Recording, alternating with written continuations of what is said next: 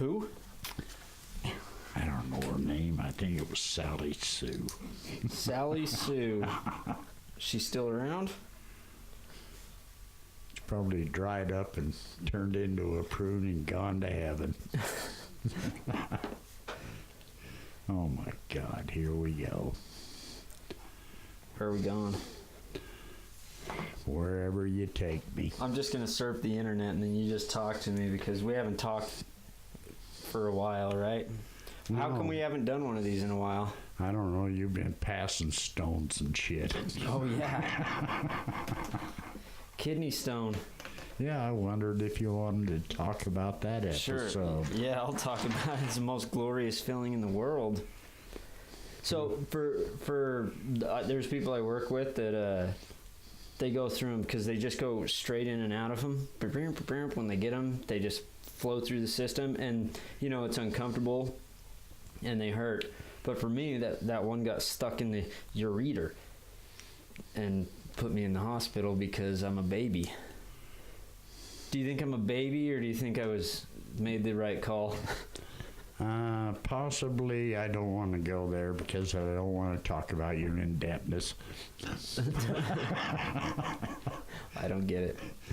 Oh, sometimes when you have to pass a log, you have to have a log.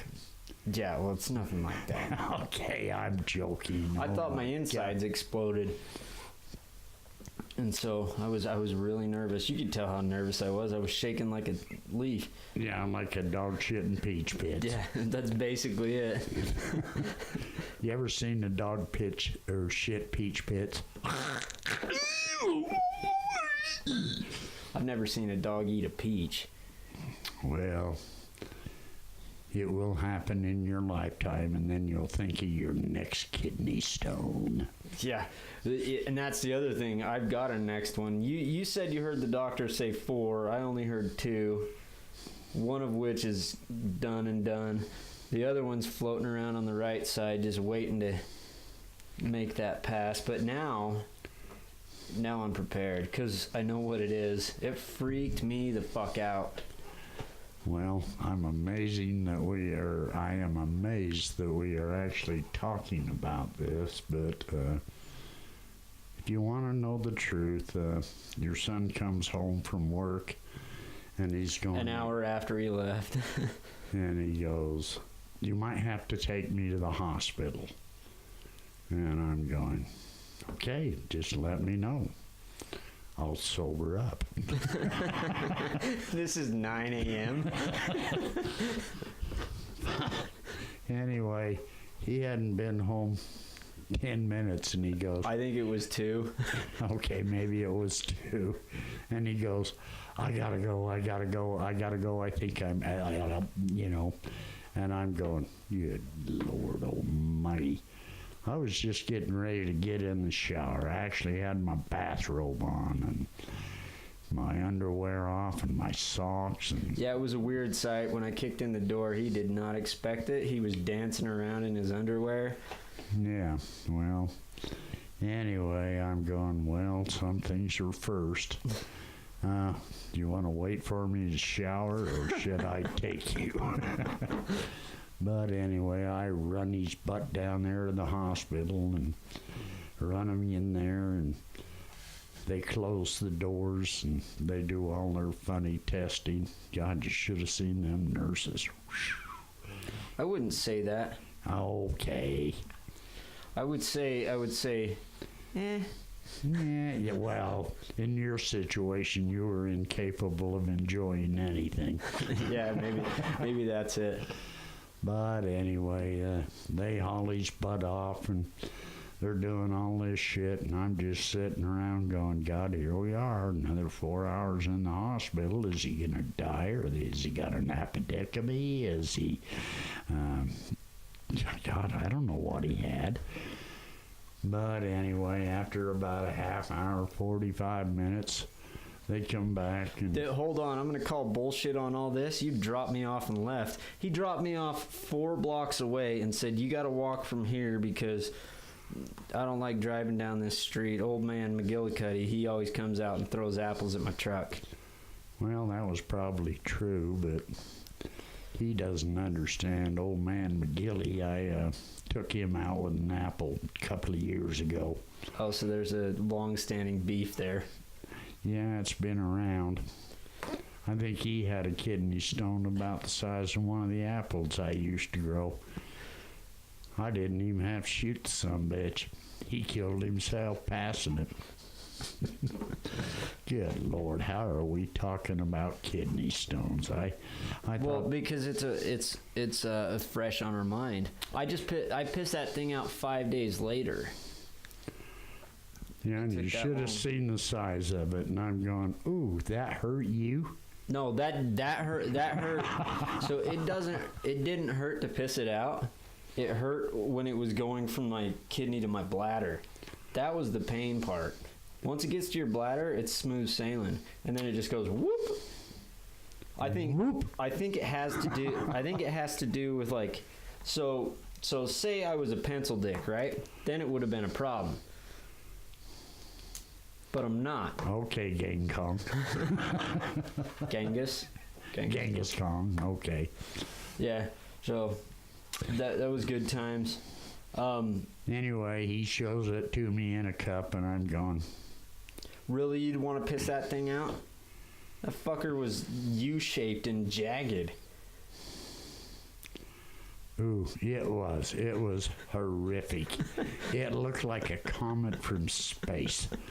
It had tiger arms. It was so graphic that when I looked at it, I cringed and I almost cried.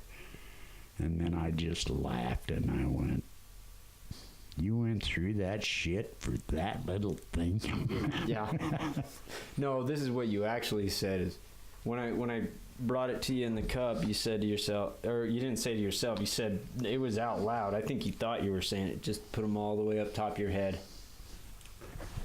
There you go. That stinks. Get it out of here. I might have said something like that.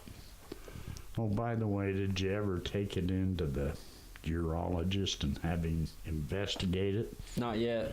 To find out if it was some kind of a cosmic stone that you were hit by from space or something.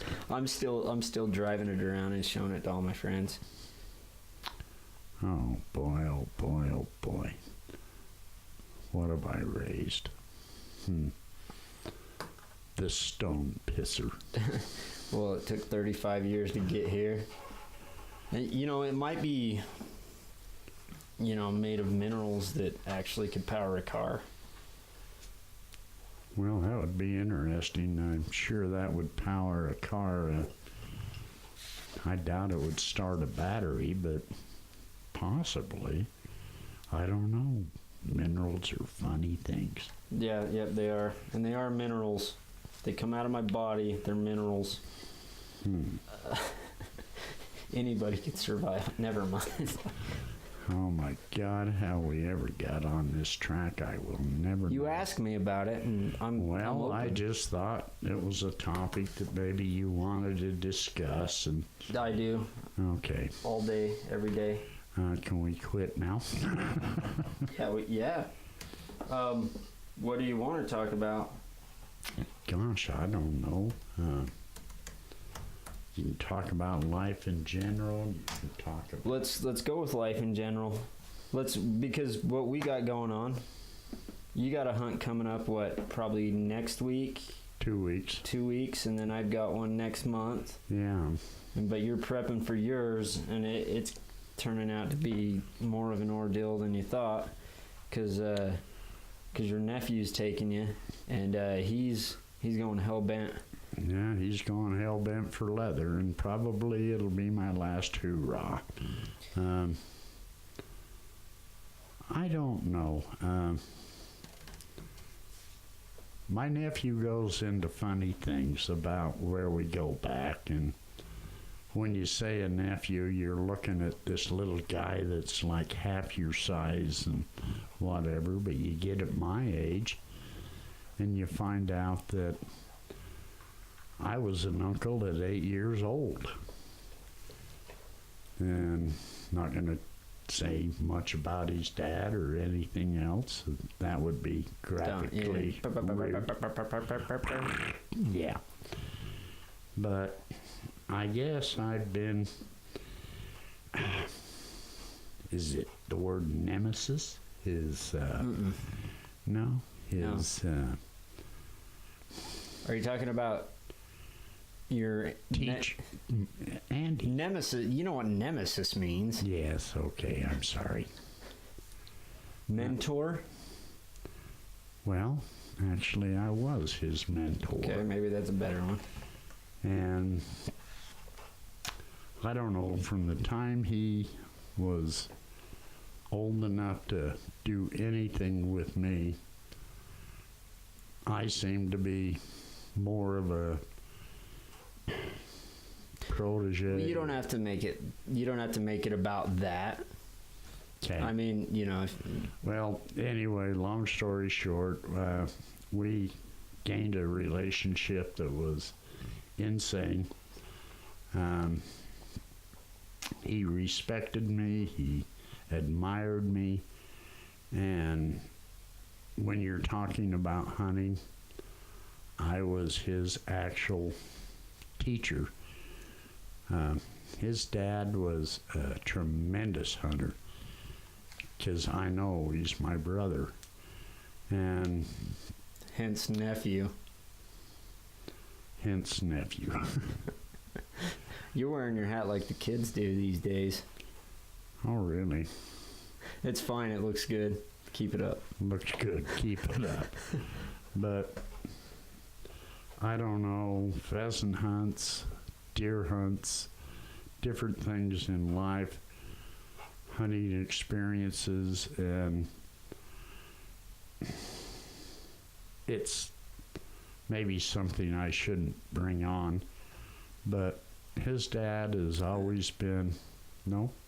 No, I mean, it doesn't have to be about that stuff.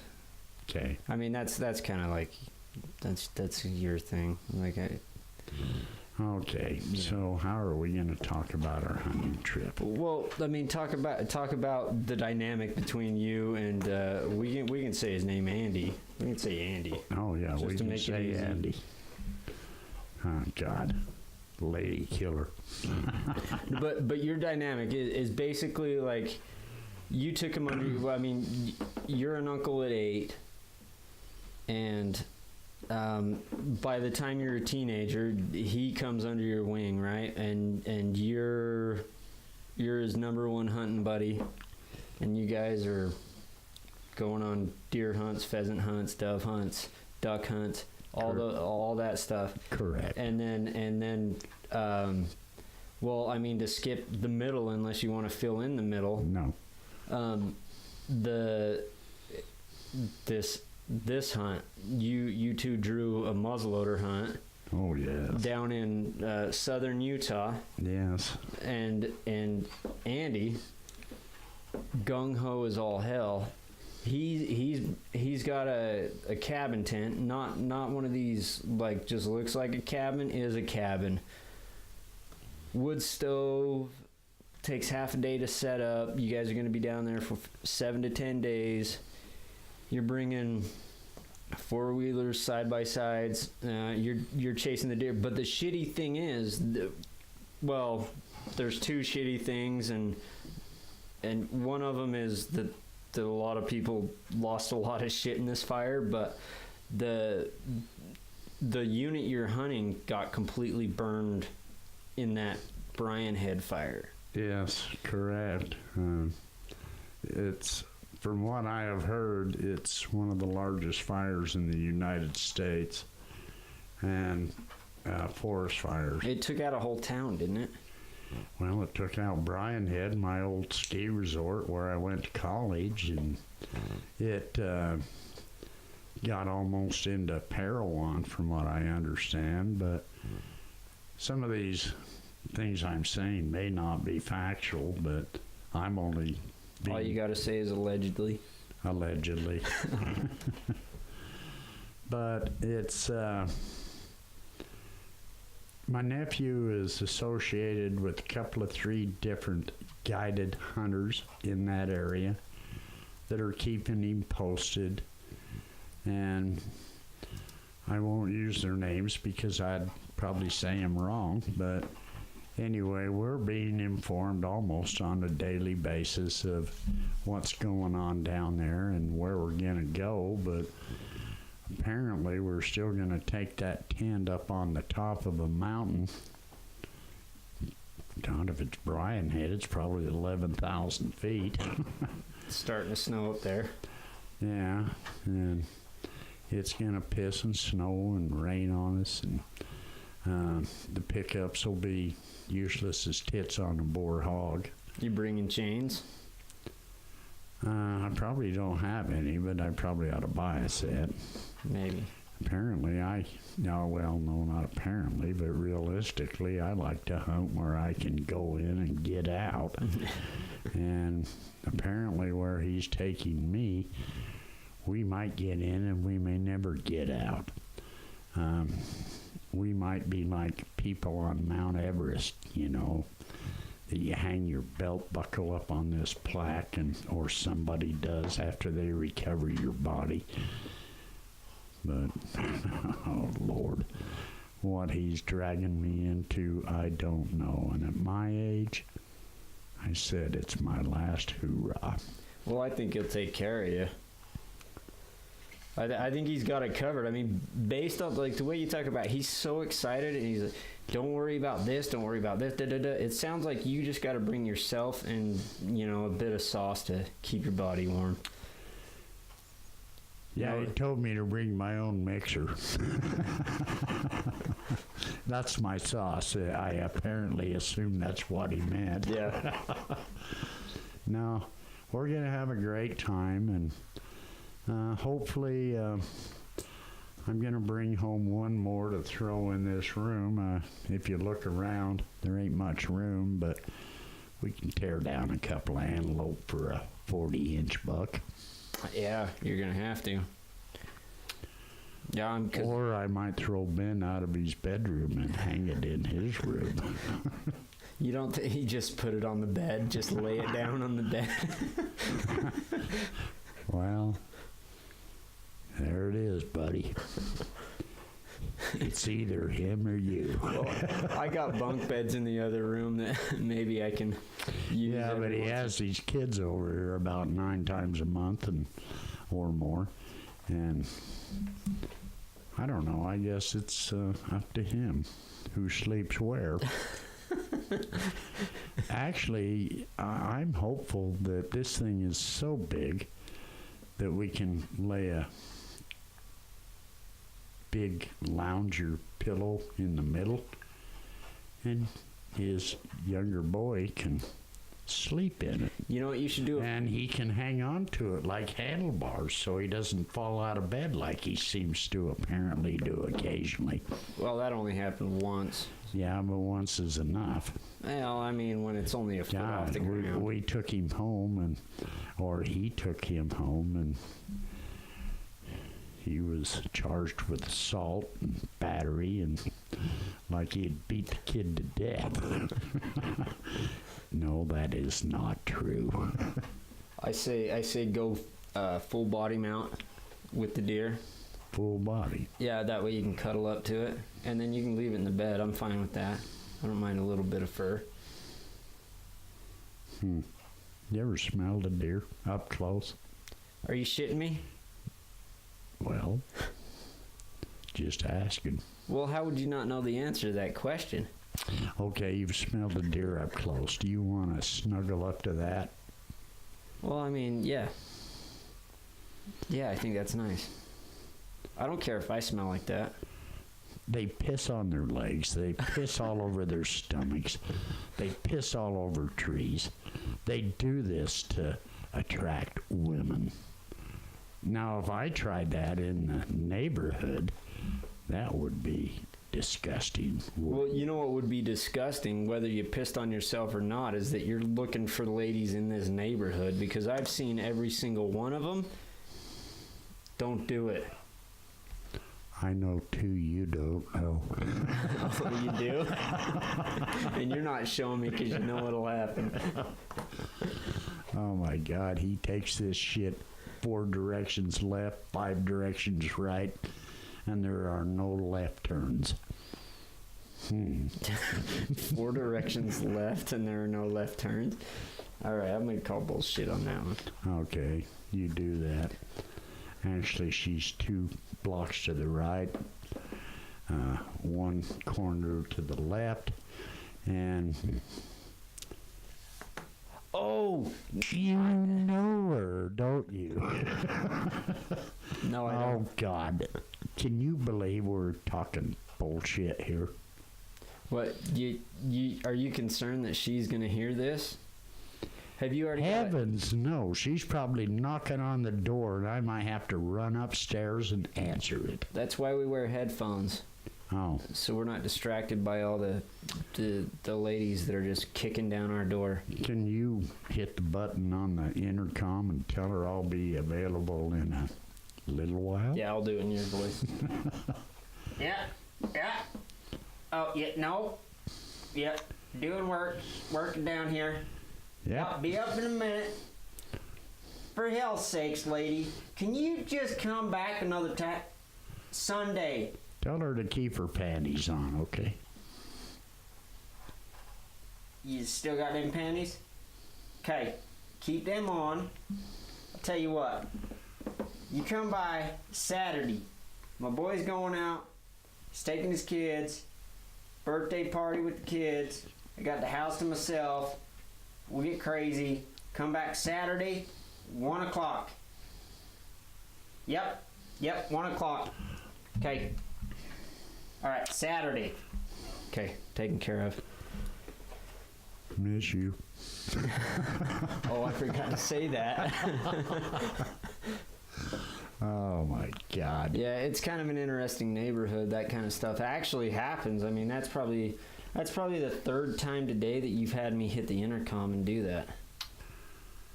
And what's crazy is think about how much higher of a register I'm in but they think I'm you when I do it over the intercom. All I got to do is put a little bit of twang.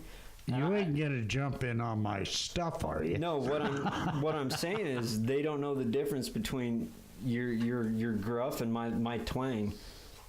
Gruff and twang. Oh, that's what we'll call this podcast. Gruff and twang. Gruff and twang. Okay. Twang. Twang. Twang. Twang. Yeah, good showing there on that one. All right. Now that we've got through the bull crap, let's get down to reality. Okay. Actually, my sex life is pathetic. The last thing I ever seen that even looked like one of them was a dog's ass walking down the road. And I went, oh God, if that's all there is left, I'm done. That's when you call it quits? That's when I call it quits. And there are a lot of dogs' asses walking down my road. Well, I think part of it's maybe you're not you're not directing your efforts in the right direction. And I can maybe show you where, but what, you gonna put me on the internet and absolutely. Line me up with a bunch of 79-year-old women that? Oh, never mind. No. Okay. Not 79-year-olds. We're going 33 and up. That could be interesting. They might still be able to hold their butt cheeks up. So all I got to do, I put a picture of me. I can't go shirtless anymore. So the picture of me is from my 20s, mid-20s, rocking a hard body. Okay, I put that picture as your profile, and then we'll catfish them, but by the time they meet you, your charm will have overtaken them. What happens to a picture of me in my 20s? If you, well, I have them in digital format. Oh. So it's just easy to plug and play. So, but yours, I mean, we can do yours, but they're going to be like, why is it black and white? And, oh, that's a good move. It's black and white because you're artsy. That's right? absolutely it. Yeah, I'm creative. I'm artsy. And then they realize, okay, this isn't just be like, whatever. We can come up with a story afterwards, but they'll be so enamored by your charm. Well, that is hard to avoid. I, like the wind, have looked into your eyes. I have stared at your breasts. I have looked at everything about you. You want me, don't you? Yes, that is exactly what's gonna do it. I think that for sure we got a good game plan for this. Yeah, we got a good game plan. We'll probably be arrested tonight. Mod Squad's gonna show up, and I don't think the pretty ladies are coming in. I think the guys with the billy clubs are coming in. Here's your second. Okay, so you've got that'll probably just seal the deal. But if it doesn't, what you do, put on that big ass ruby ring you got. Yeah. And then you also need to talk about this as if it's your vacation house, and you let me stay here because it's your vacation house, and you just do this summers here because your grandkids are here, and for winters you go off to your cabin. Come on now, unprofessional. Okay, so think about that, just because this is what ladies like, and I know this from experience. They like smooth talking and money. They don't need anything genuine. So I do have a few dollars that I have hidden away. But make them think they can get that. But don't ever give it to them, because that's for me. Oh, no, I've done that to 2 wives. You know one thing about having wives that you dispose of, or they dispose of you? Yes, I do know this. Oh, well, you're learning a small lesson. Do it twice. It's kind of like I had a castle on the hill. I had 4 knights to protect me. And one night, the knights rode off with my little trumpet. And when they rode off, they left me with a castle that was empty, no protection, nothing. And I was thousands and thousands and thousands of dollars poor. But you know what my new plan is? The next wench I hook up with is going to be 10 times richer than me. Oh, that's a game. And when I run off, and the knights ride with me, and we split the money, she's going to be one broke bitch. And she's going to have a crotchless thought. Because nothing will ever fill that hole again. Ooh. You asked for this bullshit. That's pretty rough. Yeah, that was pretty rough. Actually, I never really looked at anatomy anatomy? Women anatomy is a crotchless hole. Oh. That's well, possibly. No. I am not going to let this go this direction. We shall be banned, and we shall be banished from the airwaves, and my son's podcast shall become a thing of the past. I forgot to write you a note. Don't I usually write you a note? Yeah, it's usually get the fuck out of here. No. And then, what do you do with these notes? Because I give them to you. Do you hang them on the refrigerator? Well, I did, and then your kids started reading them. They can't read. You'd be amazed what they can read. Okay, there's your note. Wow. You gotta be kidding me. Does this mean I'm out of here, or? No. No? No, that's just like, they're like positive affirmations, and then also like the things that I like about you, and the like the things you do for me, and like what I appreciate about them and why. And so, I mean, there's a lot in there. It's a different type of like if you were to talk about like handwriting vernacular, it's a new way of doing it. So, but that's for you. You take that, you put it with the rest of them. I hope you have the rest of them. Oh, yes. Because I'm going to ask I would again. never, ever throw one of those away. Because one day I may have to use them in court. Like, see, he's a fucking weirdo. Well, shit. I don't know how long we've been doing. Do you want to call it, or do you want to tell stories? Because I don't know. Well, I've got ideas for stories, and typically I prompt one from you. We can do one, or so my idea. Let me tell you my ideas, and then you decide if you have one. And I'm gonna chime in like a son of a bitch on these. I wrote down hunting stories and ski patrol. Yeah. What would you really like to talk about? Because what do you have that's more lighthearted, giggly? I don't know. It doesn't matter. What do you want to talk about? That's what I'm asking you. I talk about ski patrol, and that kind of gets nostalgic. Yeah, nostalgic, sentimental in funny ways. Talk about hunting. You got some shit shows on some hunting trips that you could talk about. You got some shit shows on ski patrol you could talk about. You've also got like the serious side of it.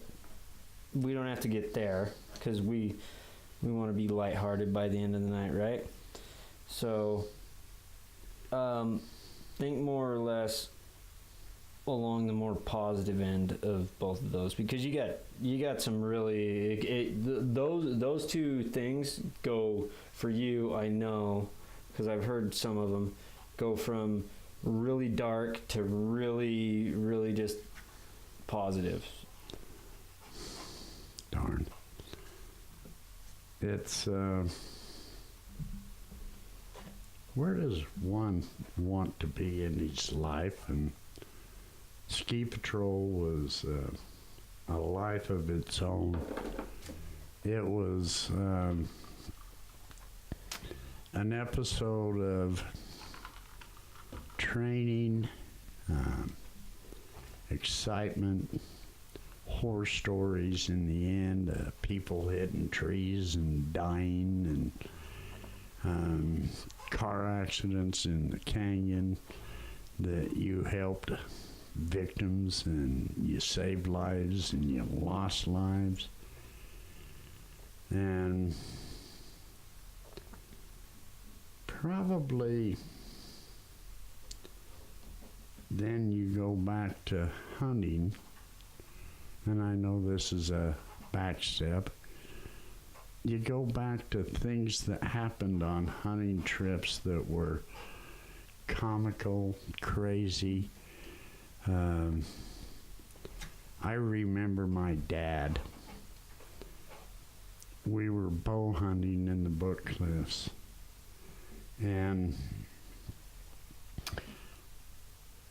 we had a group of hunters, and I won't mention their names because they... I will. Bill, Barbara, Brent, Brady, and... Anyway, my dad was president of the Archers in Utah. I won't mention the name. And we were on a bow hunt in the Book Cliffs.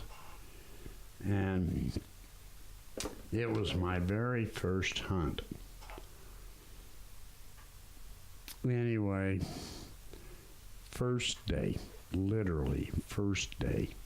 What you need to understand is the number one freestyle shooter in the world was in our camp. The number one instinctive shooter style was in our camp. And that's you. No, I was a junior at that time. I was almost number one. I became number one time. But anyway, my dad, my brother, these people that were in this camp were literally like taking the world's greatest archers on a bow hunt in the Book Cliffs. We went out on that hunt. My brother was the first to score. Tremendous buck. Lou is all I'm going to say by his name, and he was the instinctive shooter. Killed the second.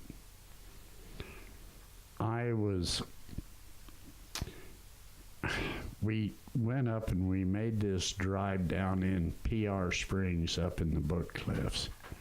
They did it every year. See, it was my first hunt. But anyway, we're coming down off of this ridge, and what you have is you have springs below you, but the deer filter into this canyon. And you're supposed to drive deer down in this canyon. My first episode running into my dad was I came up behind him. He never even heard me. And I seen this nice buck right straight in front of him. I mean, literally, it's 40, 50 yards. Looking almost straight at him. My dad draws back his bow, and I'm standing behind him, and I don't dare even breathe. I watched that arrow fly, and it went right between that deer's horns, and that deer dropped over deader than a frickin' doornail. And I'm going, you never hit that deer. You scared it to death. That was my first thought. Well, apparently what had happened, good old Ken up the ridge had drilled that deer about 50, 75 yards above us, and that deer was standing there looking at us on its death leg, and this is literally a true story. That deer dropped over dead on its ass. And I went, Dad, you never hit that deer. And he's going, where'd you come from? And I'm going, I watched it. And he said, I know I didn't hit that deer. What the hell happened? Well, the deer drops over deader than a frickin' doornail. Ken Knight, 50, 75 yards above us, had already drilled that thing right through the heart. It was on its death leg. And it dropped dead right in front of my dad when he pulled the string loose. No, Ben, you don't need to believe this. No, I do. I know I don't need to, but I do believe it. This is hilarious. Well, long story short, the way that hunt ended, Ken Knight ended up with literally a Pope and Young buck. A 5x5 that was in the 30s, a huge buck. We pulled out of there, and we go up, and we're standing up there at PR Springs, and all the Jeeps and all the bullshit is up there, and they're going, well, what are we going to do for the evening hunt? We take off, and they send me down this ridge. And I go down this ridge all by myself, and everybody else is skirting around. And We're being very quiet, sneaking like bow hunters. Anyway, I see 19 fingers doing this crap, pointing downhill, downhill, downhill. And I'm going, what is going on? My dad's over there, and I heard him. He does great whistles. I hear this whistle, and I look up, and he's going, pointing straight downhill. So in other words, what do? Do I freeze? Do I stop? Do I do anything? This is my first deer. Anyway, I just stop. And I still got fingers pointing downhill. And then they're going, coming at you. I just stand there, and then I hear the stepping through the oak brush. And here comes this buck, and he wasn't a monster, but my first buck. And I met that thing at probably 15 yards, standing there looking at me like, what the hell have I done? And I'm going, what the hell have I done? I just drew back the bow and let it fly, and I shot it right through the brisket. That deer never went 10 feet and just bolted, and I killed my first buck. But the end of this story is what happened the next day. Fish and Game are up there, and back in those days on the Book Cliffs, there wasn't 3 roads, and they were horrible roads. But they pulled into our camp, and we have 5 bucks hanging in camp. And they're going, bullshit. Opening day, you got 5 bucks. They don't know the people I was with. But anyway, they came in there, and back then, maybe they still do it, they probed every arrow hole looking for lead to see that they weren't shot. And they can do that. Mm-hmm. But anyway, they probed every deer, and they're going, how do you get 5 bucks on an opening day with 700s? And you're going, we're good at what we do, motherfucker. You better step the fuck back or we'll put one in you. But anyway, they probed every frickin' deer. And before that evening ended, we literally went out of there with 7 bucks. And Fish and Game, they can say what they want. They can do what they want. And my particular deer, they came up and they didn't even probe that little bastard. Hey, I don't care. That was probably the biggest deer in the camp, though, considering the circumstances. Like, for you at least, what do you think? Yeah. I know my first deer was a spike. Yeah. And so, like, that was the coolest thing in the world still. But anyway, long story short, they pulled out of there, and I can remember, I think I can say his name because he definitely was number 1 in the world freestyle shooter, Blue Pickering. He came up to me and he goes, I think we got these motherfuckers. And he goes, nice shot, Dave. And I said, I seen you over on that hill doing this. And he said, yeah, and I watched your arrow fly. And he said, I've never seen a truer arrow in my life. And he said, let's do it again.